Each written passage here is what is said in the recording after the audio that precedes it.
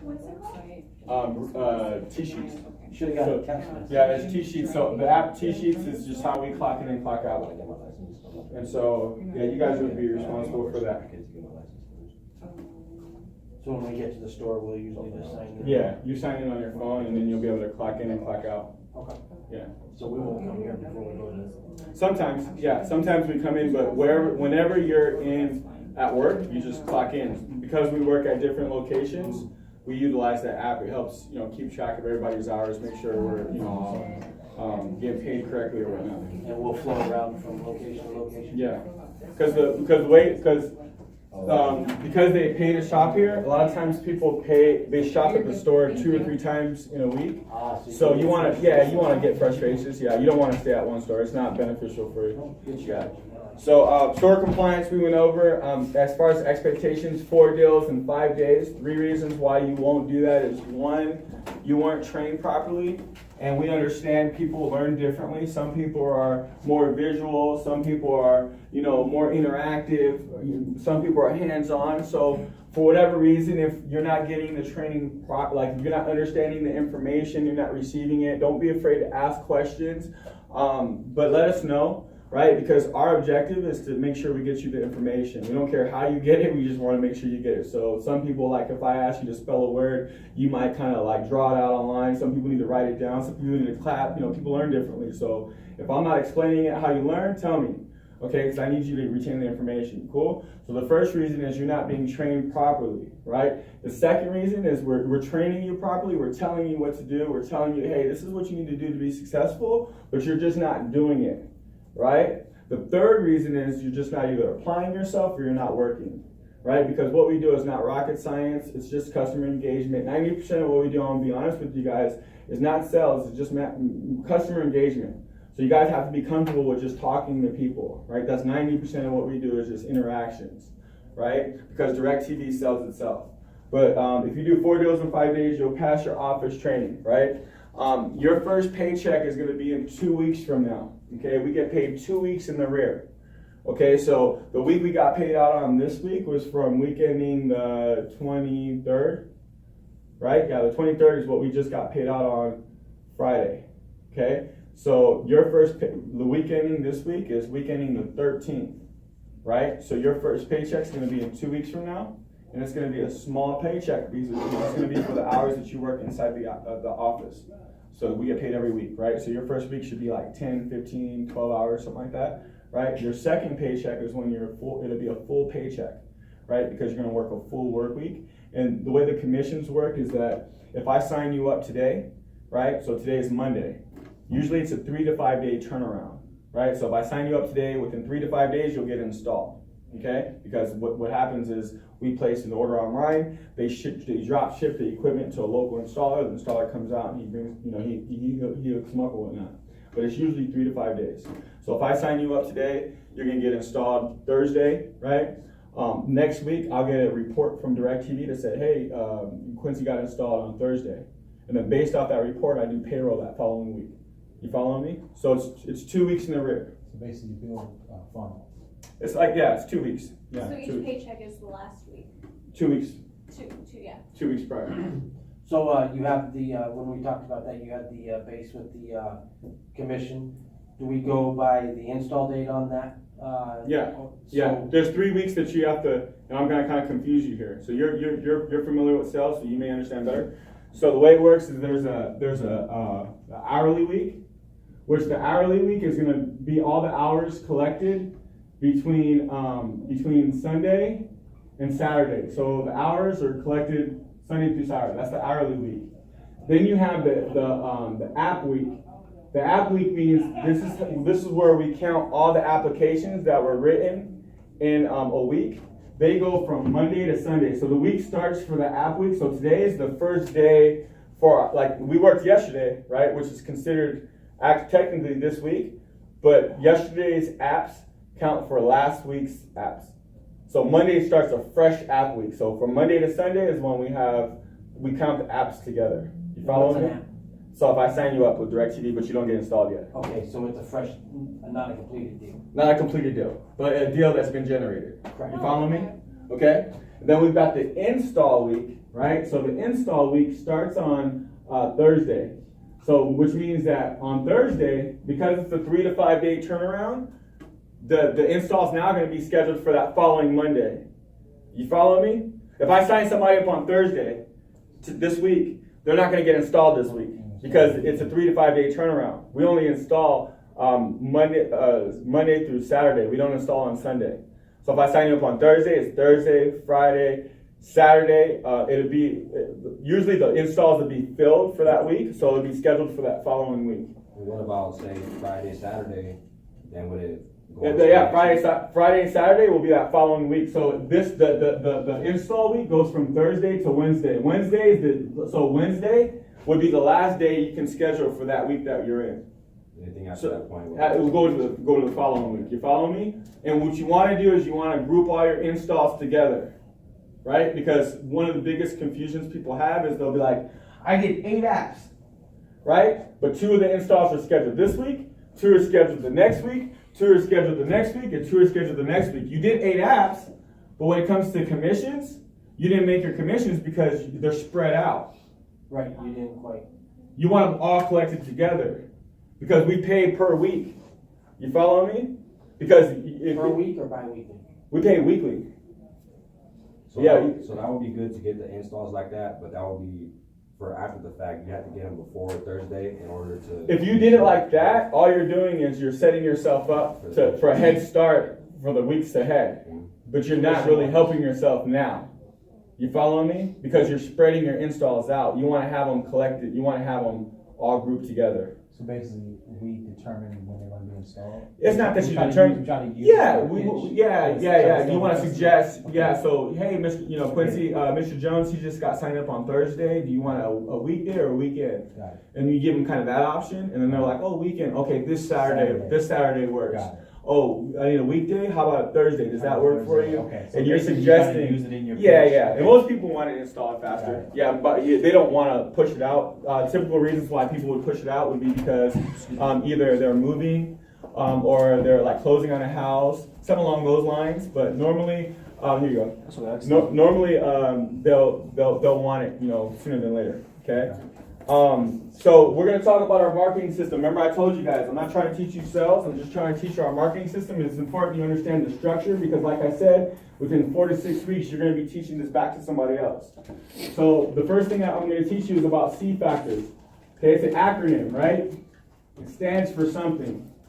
What do you think it stands for? What do you think S stands for in C factors?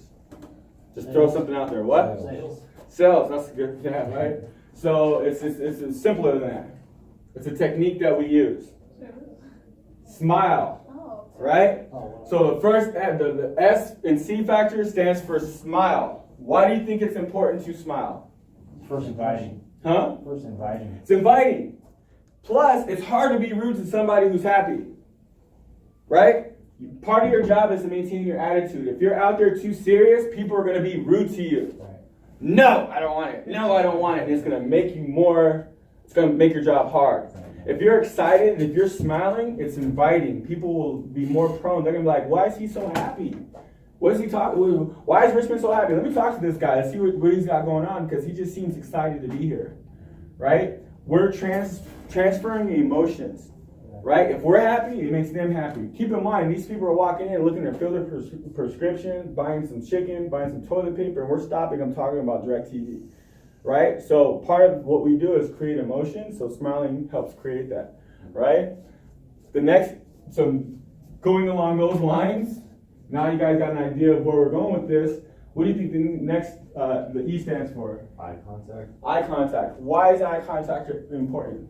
because I mean it's like the first thing you ever do. Like if you're looking all the way around, it's just like whatever. But What do people associate that with? nervousness and Or Honestly. lying. If you're nobody likes a shifty-eyed salesperson. If you're not looking them square in the eyes, when you look them square in the eyes, it creates trust. I would trust what you're saying because you're looking me square in the eye, and I'm confident what you're saying is true. Right? So eye contact is important. It's so simple, and people just don't recognize it's a simple technique that we use. So eye contact. And the last one, the last D, what do you think it stands for? Enthusiasm. Enthusiasm, energy, right? We need to transfer that to other people. right? You have to be excited about what you're doing. If you're not excited, they're not excited. We're just talking about cable. If you make it too serious, now you're just trying to do sales. People don't buy DirecTV, they buy you, right? Because all you're gonna do is educate them on a service. And whether or not they sign up is dependent on the energy that you bring and the excitement that you bring. And if you're not excited about it, they're not excited about it. And when they come back into the store and somebody else is excited and I catch them, I'm gonna sign them up. Because that's gonna be the difference. We gave the same information, but my excitement level was a little bit higher than yours. So excitement is a large part of what we do. Exactly. Okay? These are C factors, right? I'm not trying to teach you sales. This is just part of our marketing system. The next one is LOAs. Working in sales, I'm sure you guys know what this stands for, right? What do you think? Well, it's not an acronym, but what does LOA stand for? Oh, it is acronym. LOA. What do you think? Come on. LOA stands for Law of Averages. How do you think that applies to what we do? Law of Averages. The more people you talk to, the more opportunities that you have. Who's your favorite basketball player, Richmond? My favorite basketball player, Kobe. Kobe. Is he better than Michael? No. No? Okay. Oh. All right. He said no, right? No, I just thought it was funny. You couldn't say that in front of. This is an argument, right? This always creates conversation and dialogue, right? So some people say Kobe, some people say Steph Curry, some people say LeBron. You know, there's always an argument. So that's not the point, right? So if you and Kobe had a free throw contest, right? Right? You know he's good at free throws. Yeah. He had 53 free throws that he was able to do, but you had 500. Who do you think would win for $1 million? You had 100. He had 50. To be honest, I don't think I would win because I have more chance of it. You have more chances, but he's better than you, though, right? Yeah. But you give yourself more opportunities. Like you said, the more opportunities you give yourself, the more money you make. Or the more opportunities you give, the more shots you take, the more money you make. That's just law of averages. It's a search trying to sell. We're not trying to take a salesman approach at what we do. It's more of a consultative approach. In order for us to find and filter through the amount of people that we need to filter through, we got to work our law of averages. Fortunate for us, the stores that we work inside of, people pay to shop here, it's constant traffic flow. We've got a lady named Sally. She stands in the front. She has a little clicker, and she counts the cars that come in each day. Okay? And 150 cars come in every half an hour. So if me and you walk in together and I got one card, they count us as one person. 150 of us walk into that door every half an hour. So with that being said, you have plenty of opportunities to talk to thousands of people throughout the course of the day. It's up to you on how many opportunities you provide for yourself, right? So law of averages is 100 no's equals 1 yes. So we teach you from day one. I'm telling you, it's going to take you 100 no's to get 1 yes. Okay? No's aren't a bad thing. What's the first word you learn as a kid? No. Right? They're not telling you no, they're telling you DirecTV no. It's a search, not a sell. Cool? So LOAs, 100 no's equals 1 yes. Okay? There's 3 types of days that you're going to encounter.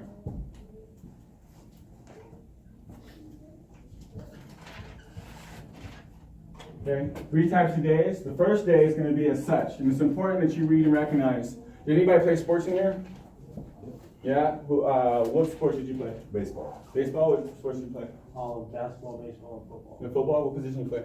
I played the tight end and defensive back in football. Okay. Basketball was a shooting guard, and baseball was pitcher and catcher. Okay. Would you play, Quincy? Basketball, football. In football, what position you play in football? Football is wide receiver and punt and kick return specialist. Okay. So okay, perfect. Point or kick and punt specialist. What's one thing that you have to do? And I know there's a lot of things you have to do, like run fast, whatever. But what's one thing that's very important for you to do when you, let's say somebody does a punt, right? You receive it. You've got 11 angry defenders coming towards you. What's one thing that, if anything else, you need to do? You gotta be a vision. You gotta have vision. You gotta see. Keep your head on a what? On a swivel. On a swivel. Otherwise, what? Get cracked. You get cracked, right? So you got to keep your head on a swivel, right? Same thing what we do. You got to be read and recognize what you're doing when you go into the store. So on one day you walk in, there's 3 types of days, right? The system says this. The first day is you get there, things are steady. We don't ever say slow. If it was slow, the store wouldn't be open, right? For it to be open, they have to be generating some type of revenue. There has to be people coming in the doors, right? So it's never a slow day. We call it a steady day, right? Maybe a day that's not as fast as we like. We call it steady. The first day is you get there and it's steady, right? The system says that typically if it's a steady morning, so steady AM, normally it's going to pick up in the PM. So it'd be a fast PM, right? It's important that you read and recognize, you keep your head on a swivel and you're aware of what type of day you're having. So when you go to the store, if you recognize that it's a steady day, you got to make sure you maintain your attitude, because the law of averages says that by the end of the day, your day is normally going to pick up, right? So if it's slow in the morning, it's going to be fast at night. On the flip side of it, you get to the store and it's pumping, right? You get there, the first person you talk to, boom, you smack a deal. And it's like, it's going to be nonstop, right? So if you get there and it's fast in the AM, typically it's going to slow down in the PM. Okay? It's going to become steady in the PM. Right? So you have to make sure you maximize your opportunities early on, because there might not be another opportunity towards the end of the day. Right? On the flip side of it, if you go there and it's steady in the morning, you have to make sure you maintain your attitude, because once it starts to pick up, you're gonna miss your opportunity because your attitude's not where it needs to be. You follow me? Okay, and then the third type of day is usually on the weekends. It's a steady but a good steady, meaning it's nonstop all day. Okay. You know, consistent. It's consistent all day, right? And those are usually on the weekends. Can you give it the same thing twice? They're just reversed. Okay, sorry. You know what I mean. Oh, yeah. So fast AM, steady PM. I did. I There just you split go. that. You know what I meant, right? And then the third day is just a consistent day. So it's usually on the weekends. It's like a steady, we call it steady all day, right? So those are the three types of days. There's going to be 5 types of customers that you're going to deal with in a day during the course of the day. Okay? And if you understand like what you're doing, and you understand this marketing system, and you understand, you know, how each plays into each other, it'll make your day a lot better. It'll make it a lot easier, because you'll be able to recognize where you're at in the day and what you need to do, right? So there's 5 types of customers that you're going to deal with. The first type of customer is going to be a quick no. Hey, how you doing? No, right? That's a good no. I like that no, right? Because I got them out of my way, right? I want to talk to people who want to talk to me. Guess what? You don't want to talk to me, I don't want to talk to you. As short as we can make this interaction, let's keep it pushing. Hey, right? But like I said, if you're smiling and your eye contact and you're excited, people are going to want to talk to you, right? But so you want to make sure that you're filtering through. So if the quick no's are the best no. Hey, get out of here. Good. It's a search, not a sell. You're not my customer. Let me find my next. I need you, because that quick no, I need to get to 100 before I get to my yes. So that quick no is good, right? The second no is a little bit tougher. Go ahead. Search, not sale. Can you go into detail what that means? It's a search. We're not signing people. So when you search, when we're filtering through the law of averages, we're not trying to sell people DirecTV. We're searching for people who either don't have DirecTV, they either are not happy with their service, or they're looking for some type of upgrade. And I'm going to tell you guys the reasons why people sign up for DirecTV. Right? It's not just the price. So we're searching through trying to find, you know, what we're looking for. Right? So the second no is going to be your rude no. Okay? I'm telling you today, you're going to take a rude no at some point or another. It's people. People are having bad days, dude. Like, you don't know what they're dealing with. First off, they didn't ask you to talk to them, right? You're just talking to them, and you don't know what they're dealing with. They could have gotten an accident on the way to the store, God forbid. They could be dealing with the death in the family, God forbid. They could have just gotten fired from the job. They could have gone flat. You don't know what they're dealing with. Kill them with kindness. I promise you. Like, I've had people to where I'm like, hey, how you doing today? They're like, F you, F DirecTV. I'm like, hey, man, sorry. I'm just doing my job. Apologize, you know, no big deal. And then that same customer I'm pitching somebody else. He walks up to me. He's like, hey, man, Quincy, hey, dude, I'm sorry, man. And I know you're just doing your job. I mean, I'm just having a bad day. Hey, no, I don't want DirecTV, but no, you know, I know you're just trying, you know, and kill them with kindness. But if you, like, I'm telling you now, you're going to get a rude customer. They're out there. There's some people, we call them dump trucks, right? If you allow them to, you will become the dump truck. So just imagine this. They're walking in, they got all this trash on their back. Hey, how you doing today? Hey, Richmond. And you're like, you know what I mean? And you're like, oh, that really, you know, that hurt, right? Then what they do is, just imagine this, they walk up, boop, boop, boop, and they dump the trash on you. Now you've got it. Now you're the dump truck. And now you're like, hey, how you doing today? You know, and you're just nagged out. So just the rude no's are gonna happen. Kill them with kindness. It's 10% of the people we talk to. Okay. The next no is gonna be your PTW. That's an acronym. What do you think it stands for? And this is gonna be, I don't expect you guys to guess this one. So PTW stands for professional time waster. This is gonna be your guy that you see walk into the club, and he's gonna be on a scooter. He's gonna have a hat. It's gonna say like World War II on it, right? It's not your guy you want to talk to. This is the guy that you'll see, and he's always in the store, but he never buys anything. He's retired. He doesn't have nothing better to do. And if you talk to him, you're gonna find out about his grandson in North Dakota who just got married, and they're gonna talk about everything but DirecTV. And then when you try to disengage from him, it's gonna be very challenging. So be aware. Like, make sure you want to build a 5-minute friend. You want to build a rapport. But if it's like 5 to 7 minutes, if it's not DirecTV, you need to separate yourself, because that's not what we're getting paid to do, is talk to people, right? And these people will talk to you, right? So PTW is dangerous. Out of all of them, I think that's worse than a hard no, because I'd rather take a hard no than have somebody sit there and just waste my time, right? So PTW is not somebody you want to talk to. The next one is the shopper. So the shopper is going to be the person that maybe they heard a presentation before, they want to just see what you have to say. Maybe they're closing on their house, but they're not ready to buy. Maybe they got a brochure in their mail, and they just want to see. This is somebody who could potentially turn into a customer, but it's somebody that could potentially be a PTW as well. So you got to read and recognize who you're dealing with. And, obviously, be efficient with your time to where, you're trying to close the deal today. And when you recognize that they're not somebody who's going to do business today, you give them the information they need as quickly as possible.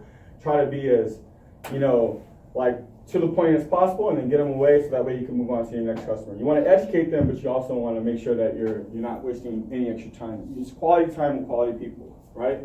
And then the last one is the yes. So we filter through those 5 people to get to the yes.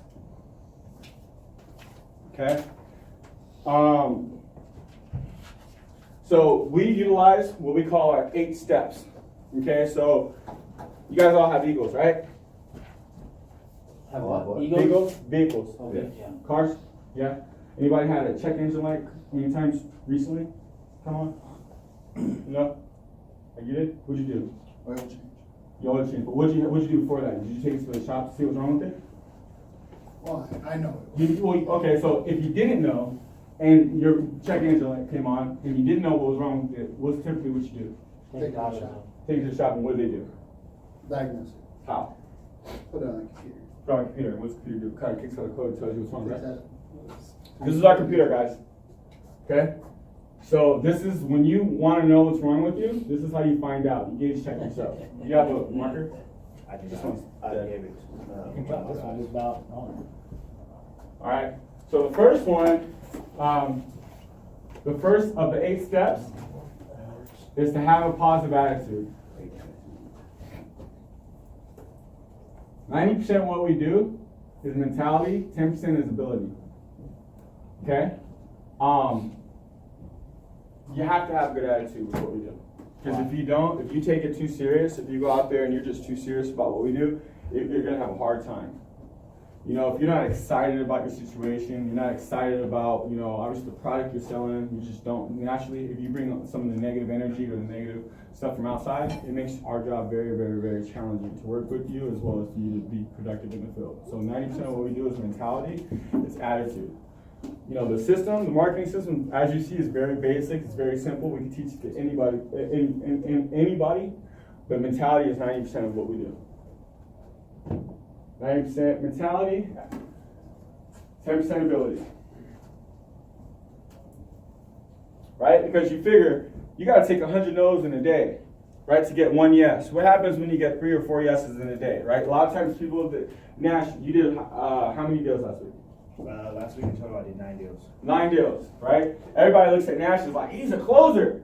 I want to be like Nash. How many no's did you take? He got more yeses because he took more no's. And that's where people don't, that's a disconnect for some people. And for him to be able to, obviously be able to maintain his attitude and take those no's, he had to come in with a positive attitude. Because he's taking more no's than the average person, but he's also getting more yeses. Right? So the mentality is by far probably the fundamental foundation of what we do. 90% mentality, 10% ability. The next one is be on time. So I'm looking for business partners. I'm not looking for employees. Okay, so being on time is very important, right? Especially with our clients, you know, with being inside the stores. There's certain times we're obligated to be there. So just make sure you're on time. You know, if you're coming to the office, make sure you're here on time. Not like you're supposed to be here at 8, be here at 7:50. That way you're early if there's an issue, you know, there's traffic, you know, somebody gets in an accident, whatever it may be, you're still able to make it on time. Don't get in the habit of just coming here on time, because if you're late, it just creates a net. It's not good, right? Probably my biggest pet peeve is being on time. Just make sure you're on time. Number 3 is be prepared. So if a construction worker goes to his job site, what's the one thing that he should have? Tools. His tools, right? It would make no sense for a construction worker to go to a job site without supplies.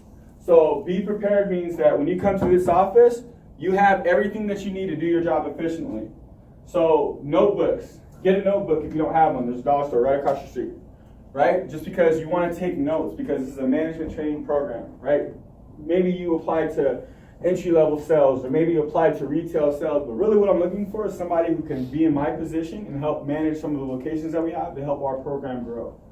Because of what we've done with DirecTV, we've now gotten the attention of AT&T Wireless. We're now doing home improvement. We got different campaigns that we need to oversee. So don't get specific to Costco. Don't get specific to Sam's Club. Don't get specific to DirecTV or a marketing company. Learn the marketing system, because you can replace the product with the same information and still get the same results, right? So what I'm looking for is business partners, people that want to grow, right? And so the basic stuff is what we're looking for. When we talk about be prepared, it doesn't always mean just the physical things. It also means mentally, right? So one of the analogies that I use, something that kind of stuck out to me when I was in the field, was when I was going through the field, I picked a bush outside the store every day that I would leave my trash in. Meaning, like, if I had something that I was dealing with at home, maybe I had some finances that weren't in place, maybe I was just dealing with some issues with my spouse or whatever it may be, I'm leaving that at the door. When I get in the store, I'm picking a bush, I'm like, that's my bush, I'm gonna leave the BS there, right? When I come back out of the store, guess what? It's gonna be there, but while I'm in the store, that needs to stay out here because I need to focus on what I need to do. So being prepared means be prepared mentally, right? So if you're having a bad day, leave your bad day at home. If you're having a bad day at the office, leave it here. Don't take your bad, just don't separate the two. If you're having a bad day at home, don't bring it here. If you're having a bad day here, don't take it home either, right? So just make sure you separate the two. The next one is work your full 8 hours. That's an important worker. No. Or work your full shift, right? So it's not like we work 5.5 hour shifts. Sometimes we work 8 hour shifts, but work your full territory, work your full shift. So which means that when you talk about these 3 types of days, when you get to the store, it doesn't mean that you're getting to the store and you're going to check in with Nancy at the jewelry department and going and saying hi to Bill in the food department and going to use the bathroom and then making the coffee and then take 30 minutes to get started. It means when you get to the store, get to work. Have your breakfast already ate. Have your supplies already in order, so that way when you get to work, you hit the floor running, right? It also means that towards the end of your shift, when things start to slow down, it means that you keep working. You don't stop working at 7 o'clock when you're due to be off at 8:30. It means you work until 8:30 because, believe it or not, there's been a lot of times where the last person I talked to has been a deal, right? The very last person I talked to, I'm like, hey, how you doing? Oh man, how you doing? I was looking to sign up with DirecTV. Let me get you set up. And it's the last person I talked to. And had I stopped working or stopped, bringing that energy, I would have missed that deal, right? So just make sure you work your full shift until you're gone and as soon as you get there. Number 5 is work your territory. So when you talk about working your territory means that you're going to be able to utilize all the space that you have around you. So there's 2 different ways that we pitch. We stand at the kiosk and hey, how you doing today? Did you guys see what Costco's doing? And we have a kiosk there that with a 4K display that the customer can interact and they can see or whatnot. But we also work the TV section. One thing that you guys will separate you guys and help you guys do better is really focusing on the TV section, because you figure we're selling a TV service. People are buying TVs, right?